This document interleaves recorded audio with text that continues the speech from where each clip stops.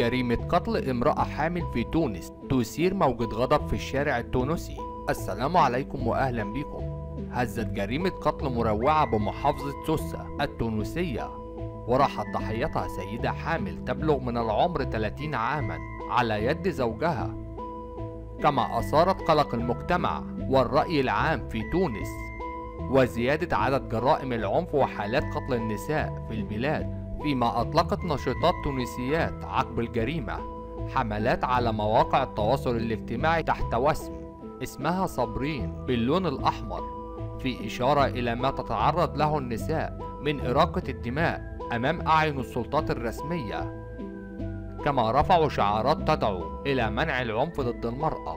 والحصيلة التي سجلتها تونس فيما يتعلق بعدد جرائم قتل النساء منذ بداية العام الحالي ثقيلة جدا وغير مسبوقة، مؤكدا أن العنف ضد المرأة في تونس في ارتفاع، وأن العنف الزوجي بات يمثل أعلى نسبة من أشكال العنف المسجلة في حالات العنف الذي تعاني منه النساء